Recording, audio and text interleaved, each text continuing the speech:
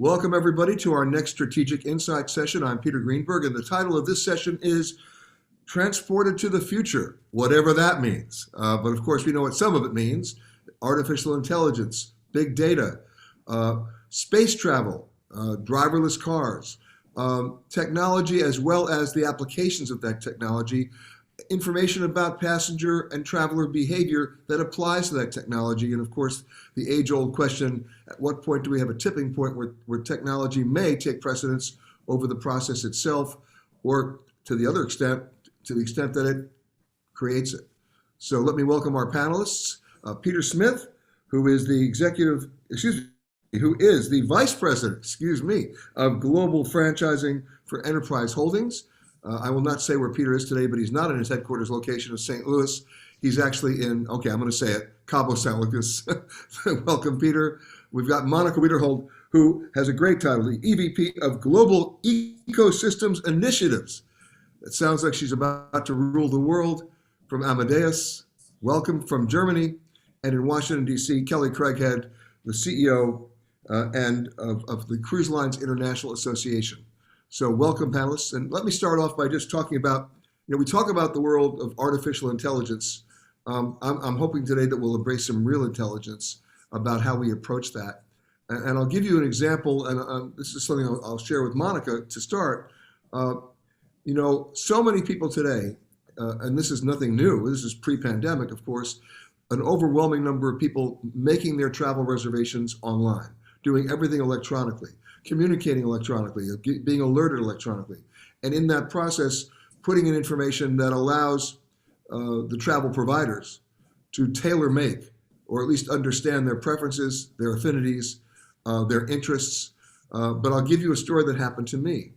I was going from Los Angeles to New York, which I do all the time for CBS News, and I didn't know what day I was going to travel, so I was just researching online to see what the airfare was going to be from Los Angeles to New York on a Tuesday or a Wednesday. I didn't know which day I was going to go.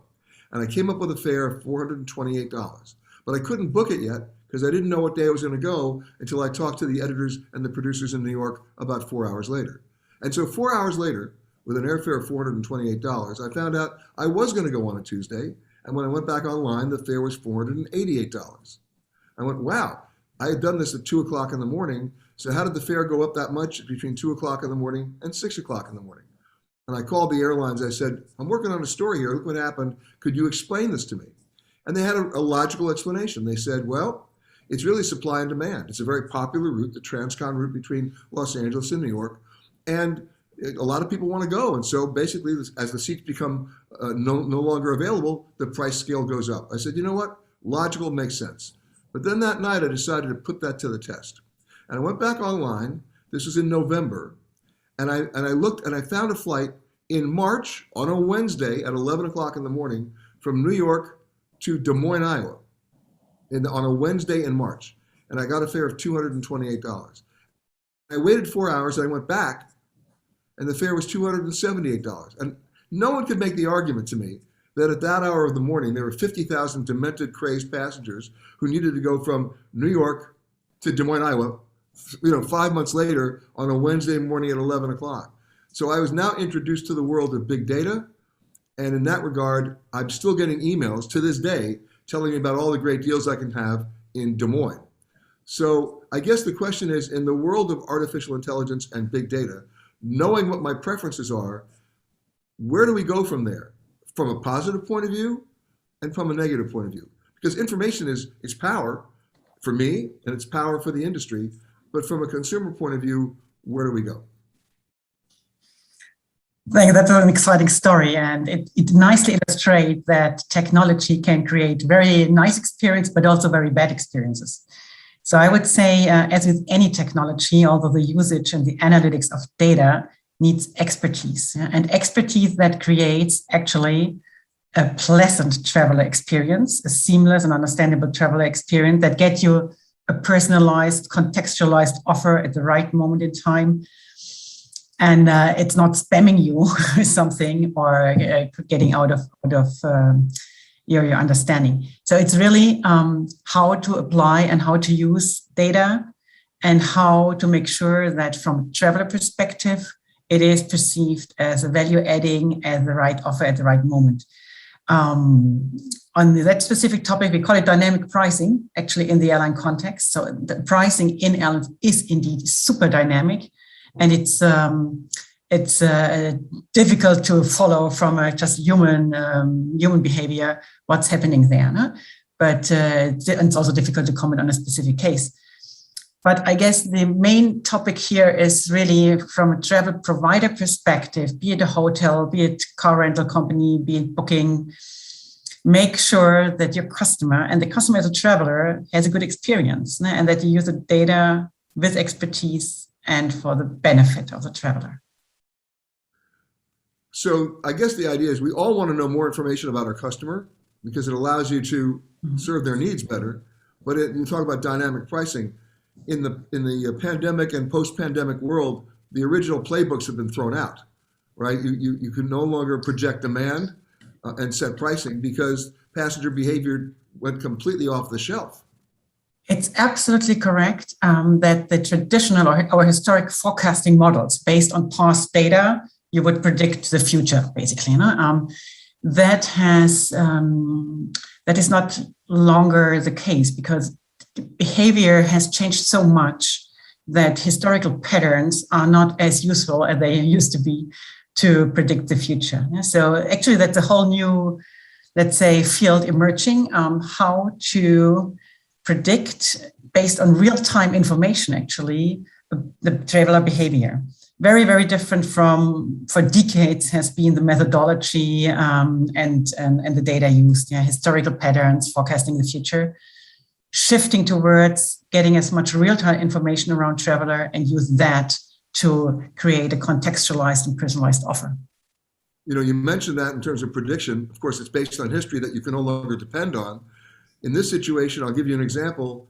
My airfare from Dallas to LaGuardia 4 weeks ago, and nobody watching this panel is going to guess this, on a nonstop flight on American Airlines was $38 because the airline felt from past predictions and patterns that the way you get out of a bad situation is to discount. By the way, at $38, it didn't generate any traffic. I could have gone bowling on that flight. Now, cut to now, a month later, that airfare is $320 and the plane is full. It is so counterintuitive in terms of pricing, and I'm assuming the same is true in the rental car business. Peter? Well, welcome to the science of revenue management. As Monika says, we're in a new world because the bedrock of that ideology has to do with the previous data. So we all have to work harder. We all have to communicate more closely, revenue managers, and in our business, fleet strategists, and then operators on the ground. And we need much more real-time data. I would suggest that your very, very inexpensive flight on American was an aberration. I think most brands try to protect the value of the brand, even if the seat or the hotel room or the car does go unused. And for sure, from a consumer perspective, it's possible to find inconsistencies that are unexplainable and probably frustrating. I would say that data in terms of revenue management and as Monika says, dynamic pricing has made at least our industry much stronger, our operators around the world much stronger. And when we get it right, we reinvest that strength back into the business to enhance the overall customer experience. So the question, I guess, is how does technology, and this is for Kelly as well, how does technology and the advance in understanding your consumer, your traveler, drive that pricing? Because, and how quickly can you pivot? How does it help you pivot to adjust to something that you couldn't even predict in the past? Well, technology allows us to change rates on permutations of customer choice literally millions of times. So for example, to the consumer, a car is a car and a city is a city. And to us, if you're going to book on a Tuesday and it's a mid-sized car, that might produce a different result than if you were going to book on a Friday and it was an SUV, for example, in ski season. I understand. And in the cruise industry, I mean, pricing traditionally, and I'm talking about the traditional playbook, is when you come out of a bad situation, and the cruise industry has come out of a bad situation for over 2 years, would be to discount, and yet I'm not seeing that. How did technology and AI and big data help you come to that decision, Kelly? Right. And that obviously, Peter, is a better conversation to have with the individual companies themselves. But I'll tell you on the kind of the greater point, I think that to something Peter said earlier, which is not devaluing anything, I think you're not seeing a tremendous amount of price slashing because the ships are attracting consumers without the need to draw them in with lower prices. But for the pricing question, you should really ask Peter or Monika. I think they'll be better situated. All right, Monika. Well, may I make an observation, please, Peter? Sure. It's an interesting time because you're asking how we can assist the customer and know them better through more information. And it's true on one hand that the customer wants that.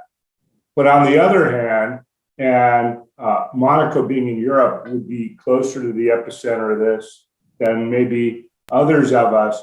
At the same time, there's a tension because of the interest in data security and privacy, which is only getting stronger, and also in a case where technology maybe has accelerated at a pace that's greater than law or operations. And so you can have a customer who on one hand says, why don't you know this about me? Why do I need to fill this out yet again? And then the next customer will say, how do you know this about me?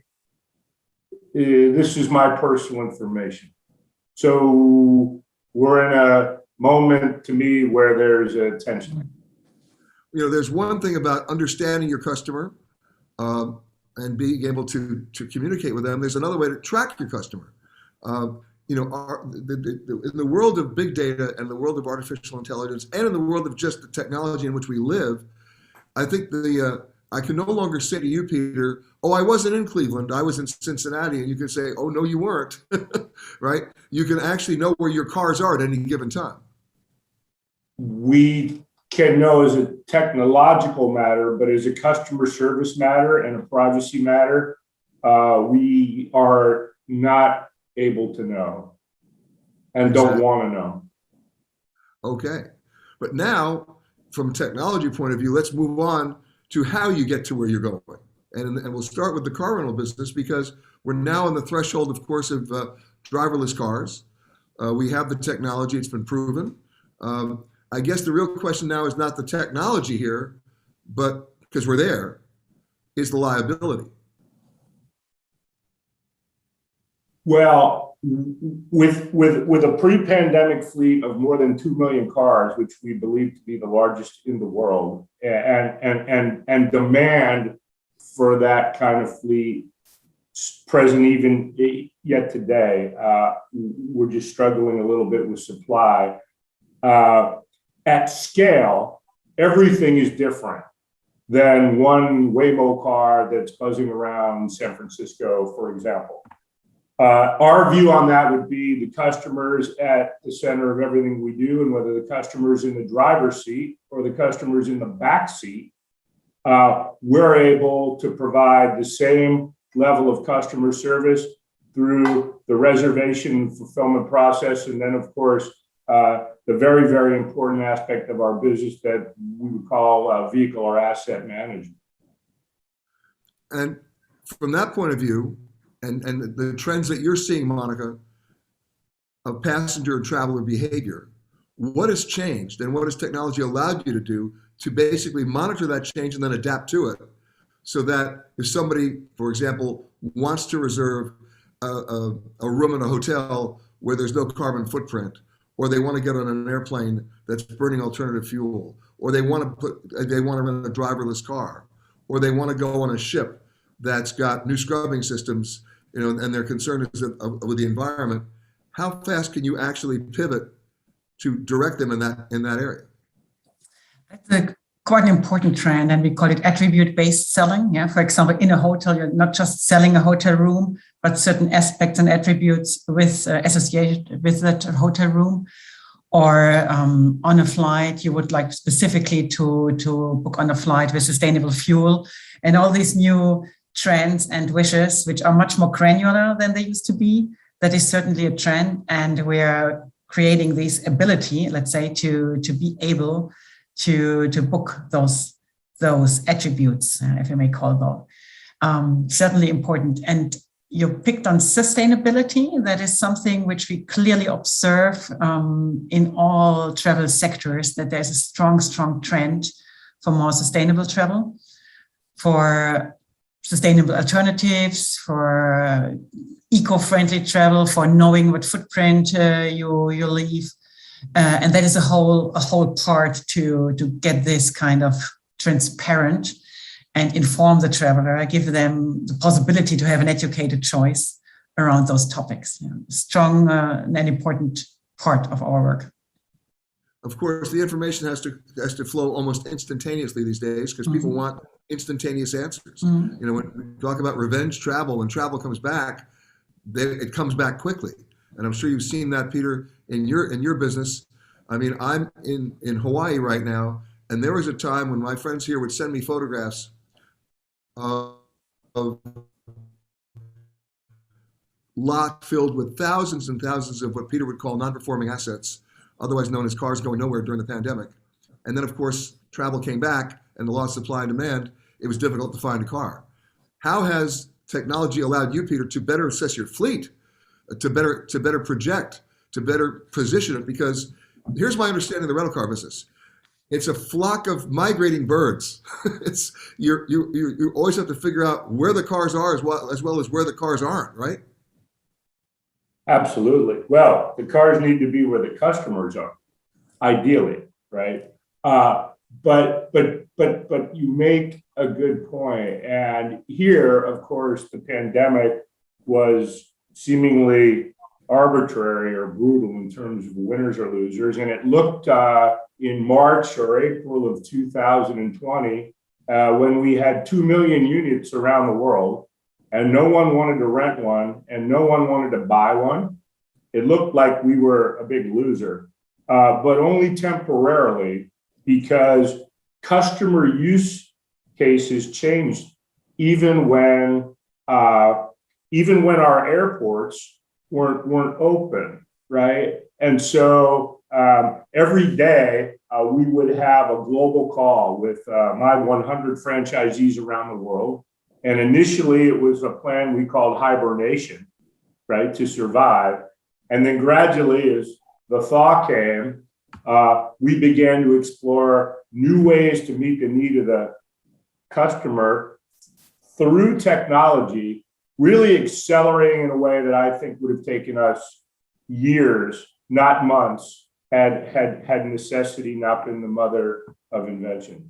Well, give me an example of that. Well, in the beginning, first there were many customers who, of course, no longer use the airports. The airports were closed, but we made the goal that we were going to recover 100% of our 2019 rental days worldwide before widespread vaccination or full recovery of the airport. And the way we did that using technology as one example would be social media, because as Kelly knows, and also Monika, because similar distribution, we had a way to reach customers before through what we call the global reservation system, right, in a generic term.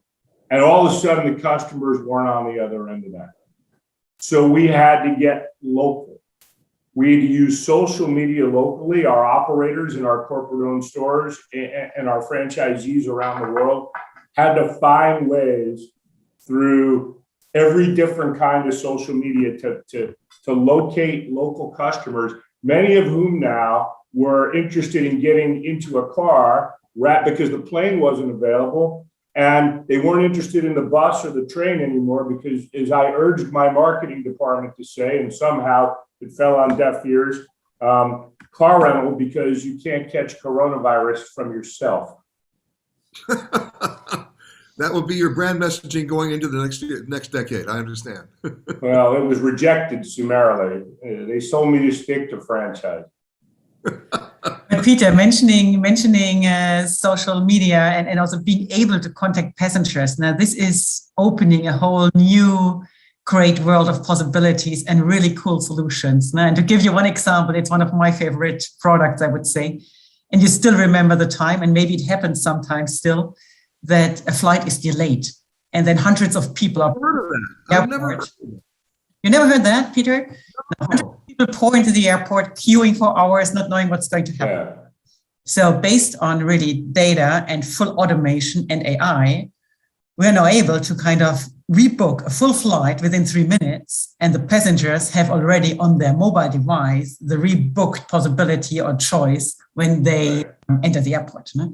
And this is a completely de-stressing experience for everybody in such a situation, fully empowered by technology and possibilities to reach the customers, to reach the travelers. And I think we need those kind of examples to see, really see the benefit and the power of technology. Now, Right. Could you make sure, Monika, that their bags all don't go to Cleveland? Could you work on that? Of course, of course.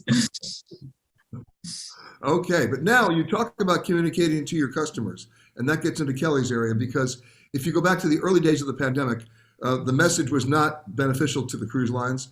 There's indelible images of ships being quarantined in Yokohama, or ships being unable to discharge their passengers who were very sick in other ports. You had a big messaging challenge. You had to get your message out. You had to let people know what you as an industry were doing. How have you used technology in the last 2 years to improve that, and also to be able to target the people who need to hear it the most? Right. So first of all, I'm just thrilled to be on this panel with Peter and Monika, because these are the inside insights that help me as I make my own travel plans. So thank you, Peter, for getting us together. But on your point, the cruise lines were, a victim of being an early symbol of the pandemic while people were still learning about the virus itself.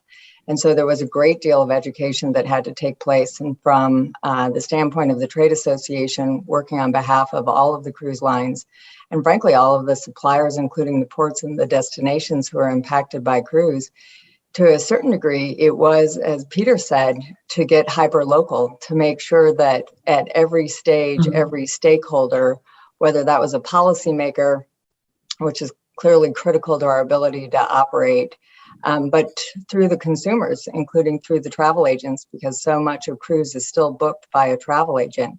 It was about putting people first and making sure that the information about how you could either depart one of those early ships, how you could correct misinformation, was really driven through a very targeted digital effort that was combined with an activist element to mobilize cruisers. I think one of the things that you saw later in the pandemic was just how differently cruise was treated as related to the other travel and tourism segments. And it was the frustration of the consumer who was ready to cruise, who recognized all of the, serious enhancements that were made and advised by medical experts and scientists. They were ready to get back on a cruise ship, and the ability to activate through online tools, I think, was a real tipping point in the United States and less necessary in other parts of the world. But the education, the confidence, the consumer confidence in the protocols that were being used on the ship were primarily delivered online, complemented by what each individual company was doing with their own consumer base. I've had an ongoing argument with so many of my friends who say, it's okay to do everything online. And I'm saying online should only drive you to a conversation. And so when you're dealing with a product, whether it's a rental car or a cruise ship or any kind of a travel reservation whatsoever, you get to a certain pivotal point, I think, where you have to have a conversation, or at least you should. So I guess the question to all of you is, At what point are we now where the technology doesn't take precedence over the conversation, but actually can drive you to the conversation? Certainly, we are certainly already in a very hybrid world, no? And I really have to say, if you look just 10 years back or a bit more when the iPhone was introduced and where we are now, so we really see that all these digital devices and possibilities actually help the world to connect much more. I mean, look at social media, what was enabled through the technology, it's amazing. Yeah? And the conversations change in a way, the type of conversation changes. And still, on the other side, they lead also to more personal connection and personal relations. Now, this will not go away. So what we see is really a hybrid approach, where on the one side, increasingly, the digital means are super important and adapted, even up to fully automated conversations through chatbots and so on to help you. And on the other side, the human touch becomes so much more important. And I'm sure, and maybe Kelly, especially in the cruise environment, confirm, if there's a moment of truth, you really need help. Yeah, and then you want to talk to somebody who solves your problem, yeah, which is a very different moment. But I would say the technology also frees the staff from the routine to enable them to focus on the high value relations, the high value moments. And it's shifting. That is what we see. Right. And I'd love to just jump in on that, because I think that is an area where cruise really excels and where technology is really enhancing the exceptional customer service that they've enjoyed before. But through things like biometrics and facial recognition and AI and what has become a touchless, seamless experience to both board and disembark a ship has really freed up the crew, the teammates, to be able to directly engage the passengers on each of these ships in a really direct and personal way, and to take out some of the kind of mundaneness to create these efficiencies that really let the staff on board, the crew on board, to really shine. And so for the cruise industry, those types of technological advancements have only enhanced the customer experience. Let me jump in here for 1 second and suggest something, because your technology is allowing you now, as Peter said, to adjust your fares millions of times a day, to track your assets, to understand traveler preferences, Monika, to figure out where those shifts are happening. But it's all taking place in a world of staff shortages.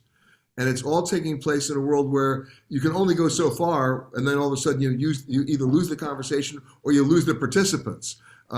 We saw the airlines, for example, realizing they could track it very quickly, how the trends were changing last June. And so they announced 35 new routes, and they were going everywhere. They forgot something. They didn't have the people to fly the planes. And then I could actually go online or pick up the phone, and what would I hear? I'm on a wait time of 4 hours to get someone to talk to. And the biggest irony of all, which I'm sure we've all gone through, is in the beginning of that phone call, when they tell you it's going to be 4 hours to get to somebody, they'd say, "Oh, would you please stay on the line for another 2 minutes after this call to give us a survey on our service?" Are you kidding? So I don't need to wait 4 hours to answer that survey. So I guess the real question is, how have you been able in this world of staff shortages to use AI or the technology to be able to reposition your biggest assets, your people, to be able to have those customer service interactions? And that's the whole. Right. Well. Also, sorry, Peter, go ahead. Oh, I'll start with this one, and Peter, that's funny that you raised that. Certainly, I observed that too, and I'll share my personal rule is that I'll only participate in the customer service survey if the wait at the contact center is shorter than the flight. And but to your point, this is a people thing, right? And I think that customers, returning to the earlier conversation before responding to your great question, I think there's a distinction for technology between the booking process and then the fulfillment. And then also, as or more important, can be the post-transaction customer experience, right? And so customers do want to be able to book seamlessly, and they want to be able to do that, I think, without interacting. Now, ironically, the staff shortages that you've raised have driven customers in that direction in a way that's accelerated it. I never booked air travel online before, and now I only will. I guess it's fair to pick on the air industry because they're the only ones not directly represented on the panel. But then in the fulfillment process, it's a hybrid, right? Everybody says they want what we call seamless or frictionless, but the moment they want maybe a different color car or a larger car or a different model car, or they have a question about how to utilize the car, they want people. And so there's no substitute for that. And then when you have a problem in our industry, post rental, if you need a receipt, if you were misbilled, whatever it might be, you want to talk to a person. And so that is a big challenge for us, and particularly in this environment, because there are wholesale changes in the way that younger people, who of course we all rely on for our workforces in the service industry, not exclusively, but how they want to experience their profession, right, and their job. And that's a work in progress, because now with work for home embraced by so much of the economy, there are choices, and employees, just like customers, have new demands on the brands, and many of them are emotional or intellectual, not just financial. You know, you bring up one very important point. To what extent can technology drive or even maintain an emotional connection to the brand? Yeah, well, I think it's interesting, harkening back to an earlier part of this great session. Technology can help provide a sustainable product or service. And why? In order to meet the emotional needs or the intellectual needs of the customer. And that's technology at its best. And I think, Peter, you know this well on ships. You know, some of the ways that technology is really building affinity for the brands is the competition the brands have with each other to create the next greatest device that really customizes your experience while you're on board the ship. You know, meets all of your needs, whether you're a parent looking for one of your kids. I was just cruising recently with my kids on spring break, and, you know, the fact that they You're could. brave. And, You're brave. Right. Yeah, I have a lot to say about that, but that not for this panel. But the wearable technologies, the different accommodations that are being made in the cabins, it really has created just an ease of traveling that makes the experience so enjoyable, that really builds the affinity for the brands who are really adopting and embracing some of these, you know, 20-second technologies that it's really impossible to recreate on land. You know, it's interesting. In preparation for this panel, I went back and watched a movie that's, I hate to say it because it's going to make us all feel older. It's 35 years old, Planes, Trains, and Automobiles. So Kelly, you're off the hook here. But the most interesting, I wanted to watch the movie to see what's really changed in technology and the passenger experience in 35 years. I encourage all of our audience members watching to try it and find it on Netflix or wherever you look for your movies. And as Peter knows all too well, the defining scene in that movie was the rental car counter. And he's laughing because he knows. But I guess the real question is, before we run out of time, it's technology telling us how we're going to go somewhere, but what about where we're going to go? And of course, we're now on the threshold, as we're being told every day, of space travel, of you know, and I like to laugh a little bit because everybody says we're going to space and we're astronauts. And if you take a look at the actual trajectory, literally the trajectory of where they're not going to space, they're going space adjacent, right? They're not, the Russian monkey and Sputnik had a better deal. So we're really not there yet. But the point is, we're being driven there. People are fascinated by it. They want to take that next step. And what are you doing in that respect to embrace the new technology? Not that I'm going to be able to rent an enterprise car and go up into the stratosphere, but where are we going in terms of passenger demands? And this is, Monika, maybe a question for you as to what the next level is. Well, I mean, space travel still is quite expensive. I think it's for a while, it will be a hurdle just from a price perspective, that's clear. But we do a lot of traveler research, actually. And over the last 2 years, we have run several panels on traveler surveys. And we've seen a lot of demand for more technology, actually, touchless technology, automated validation. And Kelly, I build on what you said, this kind of seamless flow. Identity checks on biometrics, our automated validation of health documents. Now, all of that, what we developed over the last 2 years, this will be everywhere in all the journeys, in destination, in the hotel, in the airport. That will change. Yeah.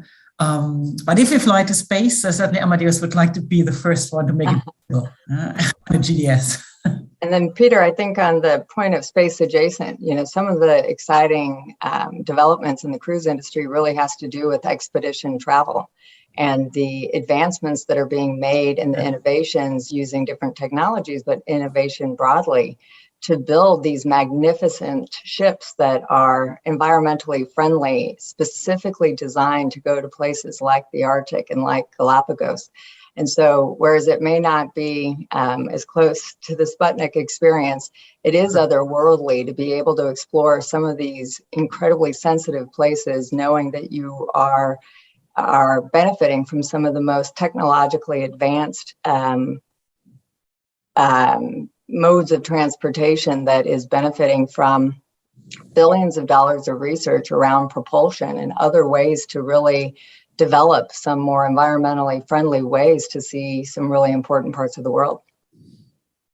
Yeah, I agree with that. And I think in many sectors of the travel industry, certainly including ours, it won't be the moonshot to a flying car.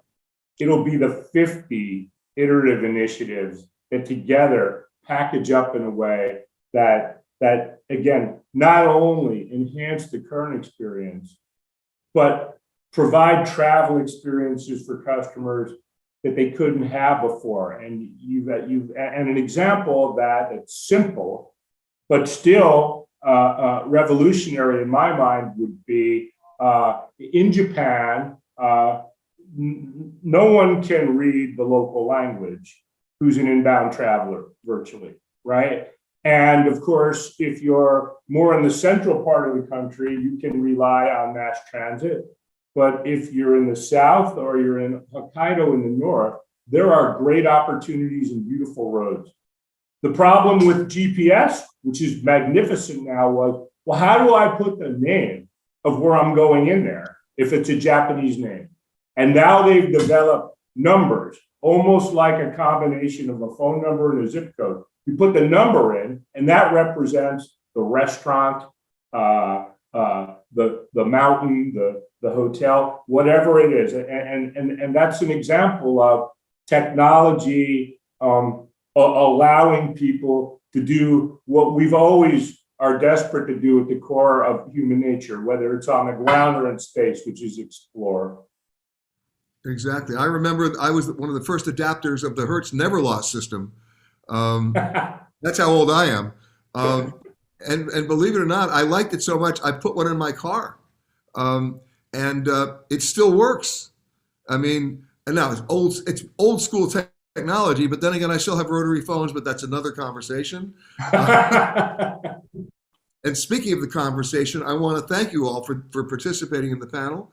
Monika, Peter, Kelly, I will see you soon in New York. Peter, I look forward to seeing you when you're back from Cabo and St. Louis. And Monika, see you back in Germany. And thank you all in the Philippines for watching.